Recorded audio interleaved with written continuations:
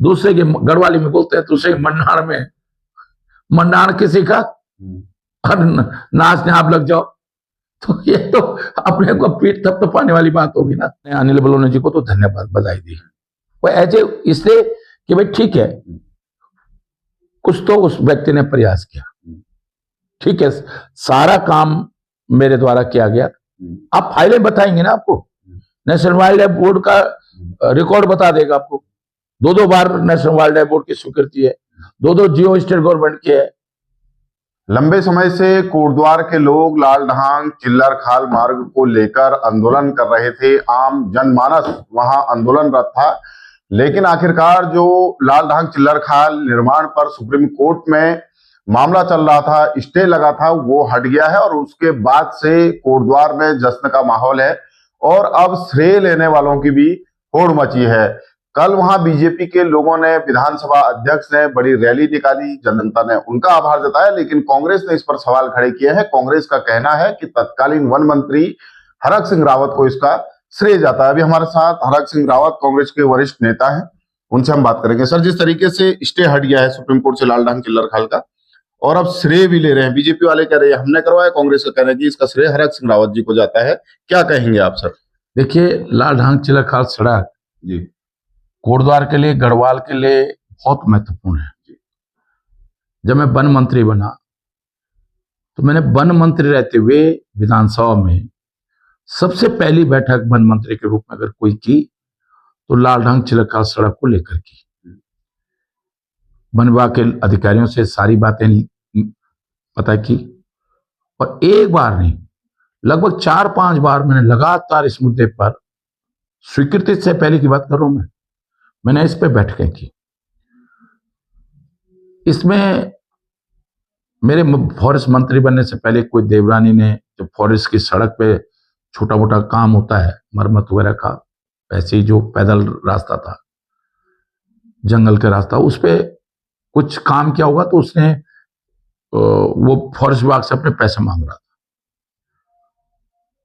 तो मैंने उससे कहा भाई ऐसा है कि अगर फॉरेस्ट विभाग नहीं तुम्हारा पैसा देगा तो मैं दूंगा, लेकिन तुम इस पे आपत्ति मत करो। तो वो मान गया। मैंने पीडब्ल्यूडी से इसका एस्टिमेट बनवाया और 9 करोड़ कुछ का एस्टिमेट बनाया और मैंने पूरा प्रोसेस करके और मुख्यमंत्री से अप्रूवल लेके और इसकी स्वीकृति में जियो जारी कर दिया। इस पे काम शुरू हुआ, एक पुल बन गया, आपको आज भी दिखाई देगा वो पुल बन गया। इसके सारी जो सड़क, जितनी 20 फीट चौड़ी सड़क है, दोनों तरफ से दीवारें बन गई। लालढांग जो गांव है हरिद्वार का 3 किलोमीटर करीबन, जो जंगल में एंट्री से पहले, वहां पे भी सड़क बन गई। उस देवरानी ने हाईकोर्ट चला गया और वो हाईकोर्ट से स्टे लिया है। स्टे को वैकेट कराने में मुझे 1 साल लग गया। फिर इस पे किसी ने शिकायत कर दी।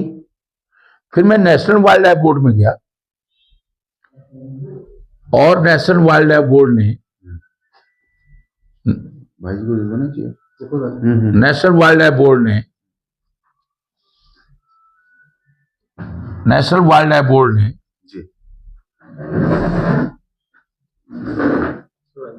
नेशनल वाइल्ड लाइफ बोर्ड ने इसमें स्वीकृति दे दी, लेकिन 10 मीटर हाइट के पुल सहित दी कि 10 मीटर हाइट के पुल होंगे और इसको पक्की किया जा सकता है। सबसे बड़ी बात यह है, ये सड़क, मैंने ये तर्क नेशनल वाइल्ड लाइफ बोर्ड में दिया। मैं नेशनल वाइल्ड लाइफ बोर्ड को मैंने फोन किया, मैंने उस समय हर्षवर्धन जी थे, हर्षवर्धन जी को मिलने गया। हर्षवर्धन जी ने, जो नेशनल वाइल्ड लाइफ बोर्ड का मेंबर सेक्रेटरी था, उसको फोन किया और हमने इस सड़क को नेशनल वाइल्ड लाइफ बोर्ड से स्वीकृत करा दिया। लेकिन इस नेशनल वाइल्ड लाइफ बोर्ड की में जो स्वीकृति हुई वो 10 मीटर हाइट की हुई। ठीक हो गया। मैंने जब पीडब्ल्यूडी के अधिकारियों से बातचीत की और उनसे पूछा कि भाई ये कितना इस पे पैसा लगेगा, तो उन्होंने कहा साहब 50-60 करोड़ रुपया। एक पुल तो मैं बना चुका था, एक पुल भी बहुत आगे बन चुका था, लेकिन 10 मीटर हाइट पे लगभग इस पे जो है 50 करोड़ से लेकर 60 करोड़ केवल ये पैसा खर्च हुआ इन पुलों को बनाने। राज्य सरकार के पास इतना पैसा था नहीं, पीडब्ल्यूडी इसके लिए तैयार नहीं था कि भाई वित्त विभाग इसके लिए तैयार नहीं था। तो मैंने फिर दोबारा नेशनल वाइल्ड लाइफ बोर्ड में कि पुलों की हाइट घटाना, मैंने नेशनल वाइल्ड लाइफ बोर्ड से ये कहा कि भाई इतनी पुलों की हाइट की क्या जरूरत है। तो कह लेंगे जी वो हाथी कभी कभी सूंड उठकर ऊंचा करता है। तो मैंने कहा भैया इसके लिए फिर मैंने डीएम पौड़ी से, जब कोविड हुआ, डीएम पौड़ी से मैंने एक लेटर लिखवाया वन विभाग को। डीएम ने लिखा कि साहब कोविड में अगर ये लाल चिरकाल सड़क का महत्व इतना महत्व है कि अगर ये सड़क बन चुकी होती तो बहुत सारे लोगों को हम बचा सकते थे।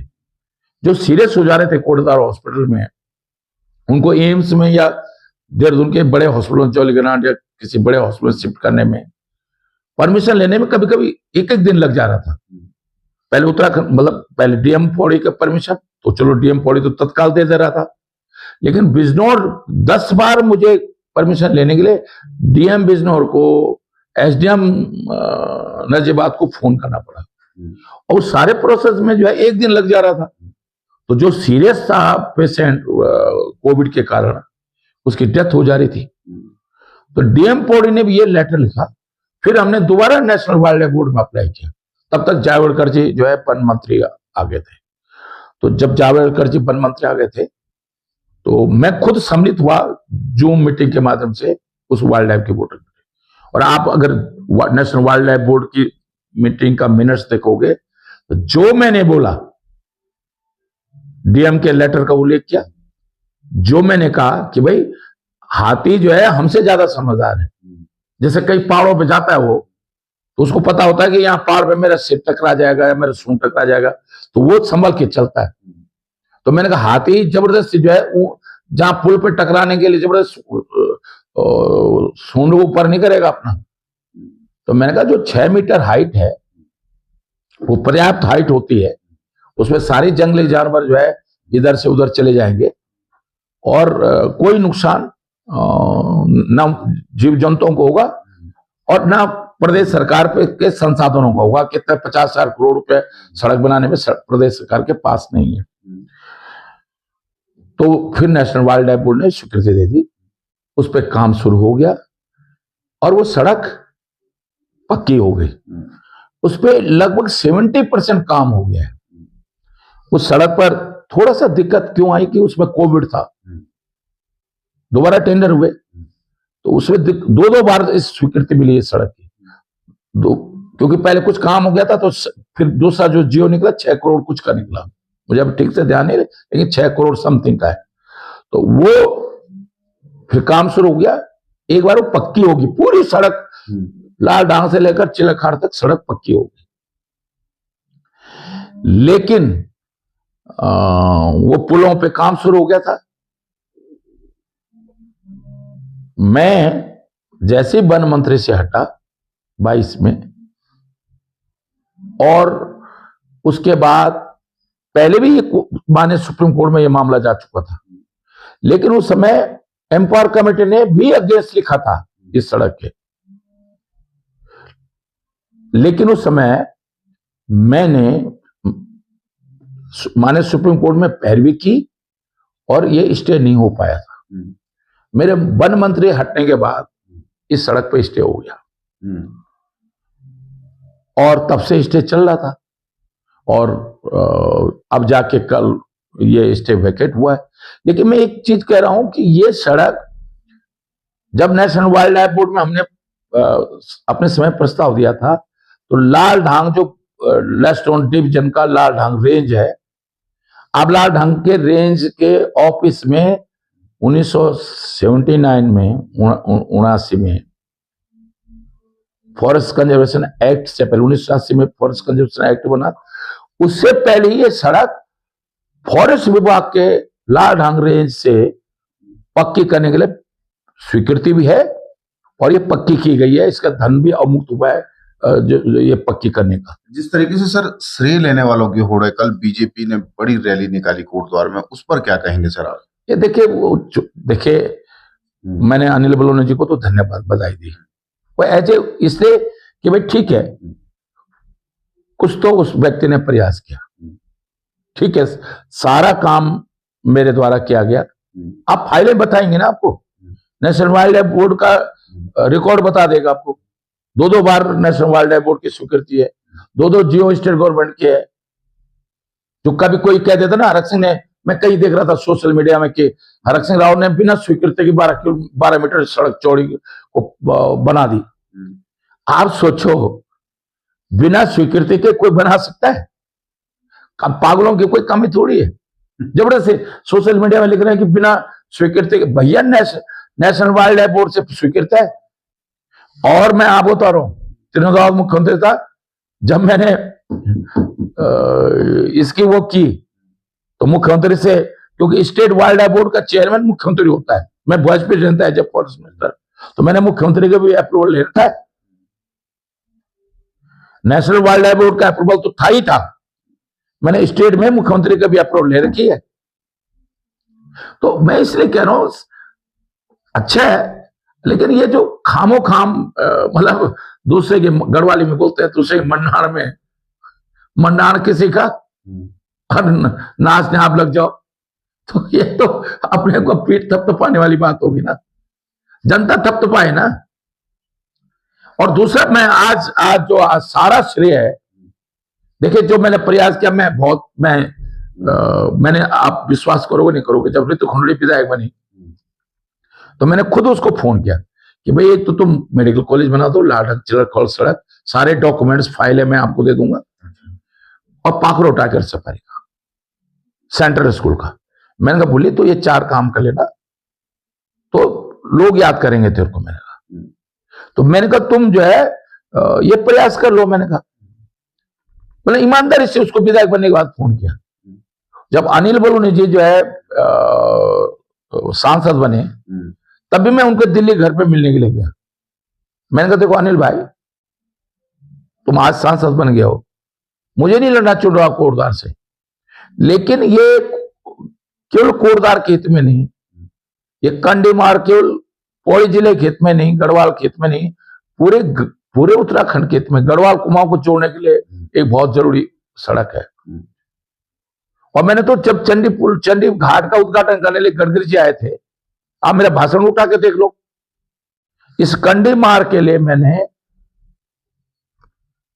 उस जनसभा में अपने संबोधन में माननीय गडकरी से अनुरोध किया, और गडकरी जी ने जब अपना संबोधन किया तो गडकरी जी ने कहा खैरक सिंह जी मैं स्वीकृत कर दूंगा पूरी सड़क को, फॉरेस्ट विभाग की क्लीनेस की जिम्मेदारी तुम्हारी है, वाइल्ड लाइफ की जिम्मेदारी तुम्हारी। मैंने जी हाँ वो जिम्मेदारी मेरी है, आप इस सड़क को एलिवेटेड रोड को करा दो। तो मैं इसलिए कह रहा हूं कि हम कोई चीज, हर चीज राजनीति के लिए नहीं होनी चाहिए, जबरदस्ती आप पीठ थपथपाते रहो। अगर पीठी थपथपानी है, जब ऋतु खंडूड़ी जी का पति भारत सरकार में स्वास्थ्य सचिव था, मैंने ऋतु खंडूड़ी को कोटद्वार अपने निवास में बुलाया। मैंने जरा अपने पतिदेव को फोन तो करो, भारत सरकार के स्वास्थ्य सचिव को, इन्हें मिलाया, एक बार में नहीं उठाया उन्होंने, दूसरी बार में उठा दिया।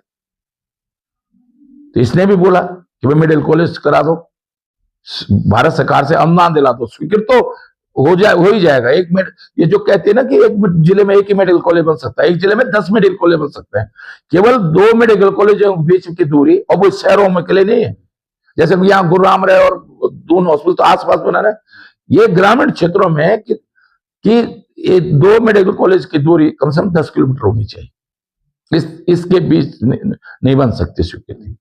और वो भारत सरकार के वो एजेंसी स्वीकृत करती है, लेकिन सारे नॉर्म्स, और अगर प्रदेश सरकार अपने पैसे से मेडिकल कॉलेज बनाना चाहे तो उसके लिए नियम नहीं है कि नहीं साहब श्रीनगर मेडिकल कॉलेज पौड़ी जिले में तो कोटद्वार नहीं बन सकता, कोटद्वार बन सकता है। तो अब मैं इसलिए कह रहा हूं कि ये आप जबरदस्ती श्रेय ले लो। तो मैंने तो परसों अनिल बलूनी जी से फिर कहा, जिस दिन ये हाईकोर्ट से, मैंने कहा भाई आपने अच्छा प्रयास किया, और मैं बलूनी जी, अनिल भाई आपसे कह रहा हूं आप पाखरो टाइगर सफारी और कोटद्वार मेडिकल कॉलेज के लिए भी प्रयास करो। तो मैंने इसके पति से कहा। उसके बाद मैं जब हर्षवर्धन जी को मिलने गया, वो स्वास्थ्य मंत्री थे उस समय, वन मंत्री से स्वास्थ्य मंत्री हो गए थे, मैं उनके ऑफिस गया। आप सोचो, भारत सरकार में जो स्टेट गवर्नमेंट मिनिस्टर प्रोटोकॉल बड़ा होता है, भारत सरकार के सेक्रेटरी से भी ऊपर होता है, राज्य सरकार के कैबिनेट मंत्री का प्रोटोकॉल भी केंद्र सरकार के सेक्रेटरी से ऊपर होता है। लेकिन मैं इसके बावजूद भी कोटद्वार मेडिकल कॉलेज के लिए रितु खंडूड़ी के पतिदेव जी को मिलने के लिए गया, भारत सरकार के स्वास्थ्य मंत्री को। उनके पहले हर्षवर्धन जी से ऊपर मिला, और फिर इनके ऑफिस में गया। मैंने इनसे रिक्वेस्ट करी, भाई आप कोई नियम में पर्वतीय क्षेत्र में टेक्निकली रूप से भले ही श्रीनगर मेडिकल कॉलेज पौड़ी जिले में, लेकिन व्यावहारिक रूप से वो पौड़ी जिले में नहीं है, क्योंकि बॉर्डर पे वहां से रुद्रप्रयाग लग गया, 5 किलोमीटर आगे धारी देवी से रुद्रप्रयाग लग गया, और नदी के उस पार चौराहा जो है टिहरी जिले लग गया। तो मैंने कहा इस मेडिकल कॉलेज का फायदा पौड़ी जिले में केवल श्रीनगर को मिलता है, फिर सुबह के थोड़ा नीचे, बाकी पौड़ी, बुआखाल और पूरे 14 ब्लॉक सब कोटद्वार आते हैं। इसके टेक्निकली कीर्तनगर ब्लॉक को, टिहरी जिले में कीर्तनगर ब्लॉक को, रुद्रप्रयाग और चमोली को श्रीनगर मेडिकल कॉलेज का स्वास्थ्य फायदा मिलता है सेवाओं में। तो मैंने कहा टेक्निकली रूप से पौड़ी जिले में है, लेकिन ये दे दो ना कि कोटद्वार श्रीनगर 132 किलोमीटर है, ठीक है, मैदान में 132 किलोमीटर 1 घंटे में चलता है, या 132 किलोमीटर 5 घंटे में जाता है आदमी। तो ये टेक्निकल बैकग्राउंड देखकर आप इसको, जो भारत सरकार का नियम है कि हम एक जिले में एक ही मेडिकल कॉलेज को अनुदान देंगे, तो उसमें शिथिल कर दो। और अगर नहीं शिथिल कर रहे तो प्रदेश सरकार तो अपने पैसे से बना ही सकती है, क्योंकि श्रीनगर मेडिकल कॉलेज केंद्र सरकार ने अनुदान नहीं दिया, दून मेडिकल कॉलेज के लिए केंद्र सरकार ने अनुदान नहीं दिया, अल्मोड़ा मेडिकल कॉलेज के लिए जरूर मैं गुलाम नबी से लाया था पैसा। तो मैं इसलिए कह रहा हूं कि ये आपको ये जानबूझकर इस तरह का जो है एक प्रोपगंडा को, सस्ती लोकप्रियता को, कि आप 4-4.5 साल में कुछ नहीं कर पाए, कुछ भी नहीं कर पाए। मुझे आप बता दे रही है सरकार ने क्या कर लिया इतने सालों में? 4.5 साल होने वाले हैं कुछ 2-3 महीने बाद, क्या कर लिया इतने समय में? कुछ नहीं किया। इससे पहले भी आपने रितु खंडूड़ी पर ट्यूशन लेने की सलाह दी थी आपने, फिर रितु खंडूड़ी का बयान आता है कि आप कुछ भी बोल देते हैं और उनका मान सम्मान है, वो एक महिला है। मैं एक चीज सुनो, क्या लड़कियां के किसी गुरु से ट्यूशन नहीं लेती क्या? उसका मान सम्मान घट जाता है क्या? मैंने एक शब्द, मेरा इंटरव्यू है, मेरे जो हुआ है उसमें एक शब्द, कोई अशब्द बोला मैंने? छोटी बहन बोला, और अपनी छोटी बहन से ये भी कहा कि ट्यूशन का पैसा नहीं लूंगा, फ्री में सिखाने के लिए तैयार हो। अभी जो चीजें मैंने अभी बोली, ये चीजें उसको नहीं मालूम होंगी। उसको मालूम होती तो वो क्यों बोलती कि एक जिले में एक ही मेडिकल कॉलेज बन सकता है? पहले जिला बनाएगा तब मेडिकल। अब वो क्यों बोलती कि जिला को जो है मैं केंद्र सरकार से मांग करी? अरे भैया, केंद्र सरकार को कहां जिला बनाना है, राज्य सरकार को बनाना है। अब ये सीखने के लिए अगर मैंने बोल दिया कि अपनी छोटी बहन को जो है, तो वो ये कह रही कि मैं कुछ भी बोल देता हूं। तो अगर कुछ भी बोल देता हूं तो तुम्हारी भाजपा सरकार ने मुझे 5 साल मंत्री क्यों रखा, वो भी 11 विभागों को मंत्री क्यों बना के रखा? ऐसे अगर थोड़ी देर के लिए ऋतु के उसमें मैं थोड़ा माइंड से और कुछ मेरा मुंह ऐसी है, तो 5 साल कैसे झेला तुमने मेरे को? अगर मैं ऐसे 5 साल नहीं झेला तुमने, और उत्तर प्रदेश में कल्याण सिंह की सरकार में 27 साल में क्यों मंत्री बनाया? तभी तो भाजपा सरकार में मंत्री था। और तेरे उसके खंडूड़ी जी को तो मैं ही लाया बीजेपी में, मैं उसमें पौड़ी का जिला अध्यक्ष था, मैं ही लाया खंडूड़ी जी को बीजेपी में। मोहनचंद खंडूड़ी, हाँ, मैं लाया हूं 91 में, मैं लाया हूं उनको। और जब जिस दिन नॉमिनेशन हो गया था, हमने मनोज गांधी जी से भी नॉमिनेशन कराया था। और खंडूड़ी जी घर में विकास मार्ग पे जब हम बैठे थे शाम को, मैंने भाई खनौरी जी कुछ, भाई हमने मेजर जनरल रहे आर्मी में, हेमंत बहुगुणा के वो है नाती है, तो वो है बहन का लड़का है। तो मैंने सोचा कि कुछ पैसा वैसा देगा। अब हम लोग तो उस समय बिल्कुल फटेचर हालत में थे, तो हमने तो इस लालच में लाया। मैं तो इस लालच में खनौरी जी को जोर देकर लाया था कि एक तो ब्राह्मण है, बहुगुणा जी की विरासत है, तो उसके कारण मुझे ब्राह्मण वोट और बहुगुणा जी की विरासत हमको मिल जाएगी, और मैं ठाकुर हूं, इसलिए मैं एमएलए, मैं देखो मेरा अपना भी इंटरेस्ट था, और भाजपा इससे जीत जाएगी। तो ये प्लानिंग करके मैं, कमलेश जी हमारे संगठन मंत्री थे, राय जी विभाग प्रचारक थे, उसमें राय गुप्त जी जो है उत्तर प्रदेश में प्रदेश के अध्यक्ष थे, मैं श्रीनगर लाया था राय गुप्त जी को। तो मैंने अपनी पार्टी के नेताओं को इस तरह कन्विंस किया कि भाई, और खनौरी जी ने, जब हम खनौरी जी को मिलने दिल्ली घर पे गए थे, खनौरी जी ने कहा था कि भाई अगर विजय बहुगुणा, क्योंकि विजय बहुगुणा को राजीव गांधी जी जो है हेलीकॉप्टर में बद्रीनाथ ले गए थे अपने साथ, तो खनौरी जी ने कहा कि अगर विजय बहुगुणा जी को टिकट मिलेगा कांग्रेस से तो मैं नहीं लड़ूंगा। तो हमने इस शर्त पर मान गए, 91 की बात बता रहा हूं मैं, कि ठीक है अगर विजय बहुगुणा कांग्रेस टिकट मिलेगा तो आपको नहीं लड़ाएंगे। विजय बहुगुणा को मिला नहीं, सतपाल महाराज को मिल गया टिकट, तो हमने खनौरी जी को लड़ाया टिकट। अब जब खनौरी जी से अपने विकास मार्ग पे कहा कि भाई कुछ व्यवस्था करे, मैं 2 गाड़ियां ले आया हूं, एक अपने लिए और एक मेरी मिसेज के पास है, इसके अलावा में कोई योगदान नहीं। मैंने कहा खनौरी जी अगर आपने दिन में बोल दिया होता आइए तो हम आपका नॉमिनेशन वापस करा देते हैं, मनोहर ध्यानी से नॉमिनेशन करा रखा था, उनसे लड़ाते हम चुनाव। बहुत हताश हुए हम लोग उस दिन, बहुत हताश हुए। विकास मार्ग में खनौरी जी की, बाकी उनकी माता जी भी थी, वो मुझे अपने भाई कहती थी, बुल्ला बोलती थी कि तू मेरा मायका का है, तू मेरा बुल्ला है। मैं माँ जी बोलता था उनको, तो कहते नहीं बुला बुला। और कोई काम होता था खनौरी जी की माता जी को, तो वो कह रहे भाई भुवन को नहीं बोलती काम। इनके गांव का स्कूल, खनौरी जी गांव में जूनियर हाई स्कूल बनाना था, तो मुझे 3 जूनियर हाई स्कूल मिले थे।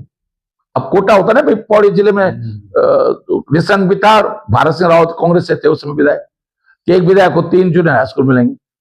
तो मैंने इनके गांव का दिया जूनियर हाई स्कूल कि भाई नहीं, उसने कहा बोला मेरे गांव का। और मैंने भुवन से नहीं बोलूंगा, क्योंकि भुवन भी थे, खनौरी जी भी थे ऐसे सांसद उस मीटिंग में। तो मैं इसलिए कह रहा हूं कि ये नहीं, तो खनौरी जी को राजनीति में लाने के बाद आज उनका मान सम्मान है, तो आपको भी अच्छा लगता होगा कि भाई खनौरी जी को एक अच्छे व्यक्ति को, मैं साफ सुथरे व्यक्ति को, या आपको लगता है कि गलत किया मैंने? नहीं, बहुत मैं लाया, फिर वो देश के मुख्यमंत्री बने, केंद्रीय मंत्री बने। हाँ, जब मैं मुख्यमंत्री बने तो मैंने लड़ाई लड़ी, मैं विपक्ष लेता था। अब जब घोटाले होने लगे खनौरी जी के समय में, लैंड मैं तो उठाया, आप हाउस को उठा के देख लो कि भाई 5 लाख रुपए जो है एक हेक्टेयर भूमि का भू परिवर्तन करने का 5 लाख रुपए लिया जा रहा है, फिक्स था उस समय रेट। तो मैंने, और उस समय जो उनके सचिव थे, और मैंने तो विधानसभा, आप भी थे विधायक उस समय, विधानसभा में हम मामला उठाए।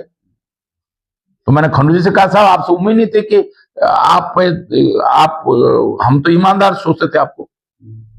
हाँ, देखिए बुजुर्ग हो गए, तो जब उनके समय में कुछ चीजें गलत होने लगी और उनके इर्द गिर्द के लोग जो है खाने कमाने के धंधे में लग गए, तो मैंने हाउस में बहुत उठाया। आप देख लेना हाउस के उस समय का सब कुछ है।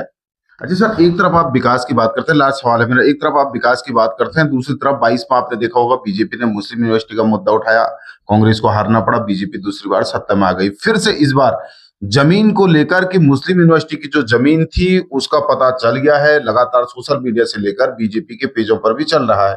कल आपने भी बहुत बड़े खुलासे किए, जानना चाहता हूं मैं कि क्या जो 27 का चुनाव होगा इसमें भी क्या बीजेपी मुस्लिम यूनिवर्सिटी पर अगर में चुनाव लड़ती है तो कैसे आप जीत पाएंगे सर? कौन सी यूनिवर्सिटी मुस्लिम यूनिवर्सिटी की? ये तो भाजपा जानबूझ के कर रही है। ये भाजपा का बड़ा भू घोटाला है, मैं आज आपको बता रहा हूं। अच्छा, ये भाजपा का बड़ा भूमि घोटाला है। और जो व्यक्ति शहीद अहमद, जिसके नाम पर पावर ट्रेन बनाई थी उस ट्रस्ट ने, वो भाजपा के माने धामी मुख्यमंत्री साथ उसके फोटो हैं। और भाजपा का जो वक्फ बोर्ड का जो चेयरमैन है, अल्पसंख्यक उसका जो चेयरमैन है, उसका चाचा का लड़का है। तो ये सारी जमीन का खुर्द और लैंड यूज चेंज करना, कांग्रेस सरकार में लैंड जमीन नहीं दी गई थी, परमिशन दी गई थी। और जब आईएमए ने आपत्ति करी और सरकार को लगा कि ये गलत है, तो कांग्रेस सरकार ने 2006 में शासनादेश वापस ले लिया था। वो तो कह रहे हैं ना कि मदनी को शिक्षण संस्थान के लिए जमीन दी थी एनडी तिवारी ने। जमीन नहीं दी थी, हाँ। परमिशन दी थी जी। जमीन उसे किसानों से खरीदी। निशंक जी को भी जमीन दी सरकार ने। निशंक जी को परमिशन तो सर जमीन ही खरीदनी होगी, वही तो वो लोग कह रहे हैं। दोनों चीजों में अंतर है। जैसे निशंक जी को जमीन भी सरकारी जमीन दी गई और परमिशन भी दी गई। यहां 2004 में केवल परमिशन दी गई, जमीन किसानों से जमीन खरीदने की परमिशन दी गई, जमीन खरीदने की परमिशन दी गई। तो वो तो एक चीज सुनो, कोई भी ट्रस्ट, मुझको आप बता दो, चाहे हिंदू महासभा, बजरंग दल, कोई भी कहेगा भाई हम यहाँ कोई सस्ता अच्छे काम के लिए बनाना चाह रहे हैं, तो राज्य सरकार तो परमिशन देगी ना। वो पाकिस्तान से तो नहीं थे, वो कोई अमेरिका से तो नहीं थे, वो दुनिया के देशों में तो नहीं थे। जब भारत सरकार आज अमेरिका को हमारे किसानों की फसल को और उसके मामले में अभी समझौता कर सकती है, तो भारत के ही किसी व्यक्ति को, भारत के ही किसी ट्रस्ट को प्रदेश में एक अच्छे काम के लिए परमिशन नहीं दे सकते क्या? लेकिन कांग्रेस सरकार ने अगर 2004 में परमिशन दी तो 2006 में वो परमिशन कैंसिल कर दी, जब प्रदेश सरकार को लगा कि ये अच्छे उद्देश्य के लिए नहीं, या उस पर कोई काम ठीक से नहीं कर रहे। ठीक है, जिस उद्देश्य के लिए उन्होंने जमीन ली, जिस उद्देश्य के लिए उन्होंने जमीन ली उसको नहीं कर रहे। और आईएमए ने जो है, इंडियन मिलिट्री एकेडमी ने सुरक्षा को लेकर, क्योंकि जब परमिशन दी गई होगी तो उस समय ये नहीं रहा होगा, क्योंकि वहां आईएमए के फायर रेंज का बारे में नहीं पता रहता कि इतना डिटेल में कि कहां तक फायर रेंज है। तो जब आईएमए ने जब उस पर आपत्ति दर्ज की और प्रदेश सरकार को लगा कि ये ठीक नहीं है, कांग्रेस की सरकार को, तिवारी जी की सरकार को, तो उन्होंने विड्रॉ कर दिया, जियो निरस्त कर दिया। जो लैंड यूज चेंज हुआ है, जो जमीन की खुर्द-बुर्द हुई है, ये सारा 2024 से लेकर 2026 में भाजपा सरकार ने किया है। और बाकायदा लैंड यूज चेंज, जो लैंड एग्रीकल्चर लैंड थी 143 किसने कराया? 143 किसने कराया? भाजपा की सरकार में 2024 में हुआ है, एसडीएम विकास नगर ने किया है, इसी सरकार में हुआ है, वर्तमान भाजपा की सरकार में। और जमीन खुर्द-बुर्द हो गई। वो तो क्या हुआ कि जब ये मामला उठने लगा तो अपने चेहरे को ढकने के लिए भाजपा सरकार ने अपना चेहरा ढकने के लिए ये गेंद कांग्रेस के पाले में डाल दी। उनको नहीं अंदाजा था कि हरक सिंह रावत जो है 6 का जियो भी निकलवा देगा।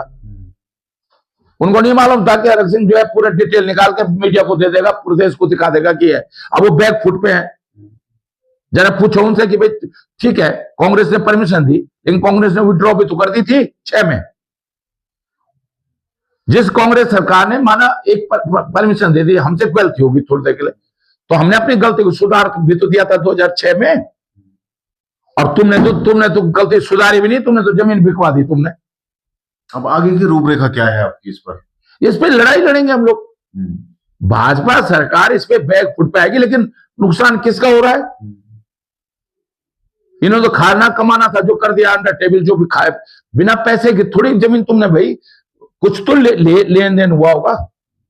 कैसे जमीन तुमने 143 कर दी? आप अभी अगर अपनी जमीन पे 143 करने ले चले जाओ तो वर्षों लग जाते हैं। इतना बीघा जमीन 143 कैसे हो गई भाई? और जो ट्रस्ट के लिए जमीन थी, जो एग्रीकल्चर लैंड थी, तुमने 143 कैसे कर दी? और बेचारे मारे कौन जाएंगे? वो जो बेचारे जिन्होंने जमीन खरीदी, ये तो बेच के किनारे हो गए। बहुत बड़ा घोटाला, ये भूमि का बहुत बड़ा घोटाला। मैं आज बता रहा हूँ। ठीक सर, धन्यवाद दैनिक उत्तराखंड से बात के लिए, बहुत बहुत धन्यवाद आपका। ये थे हमारे साथ हरक सिंह रावत है, कांग्रेस के वरिष्ठ नेता है। उन्होंने दैनिक उत्तराखंड के तमाम सवालों के जवाब दिए और साथ ही वो अब जनता के बीच में जाकर बड़े आंदोलन की उन्होंने चेतावनी दी है। देहरादून से दैनिक उत्तराखंड के लिए मनोज चौहान।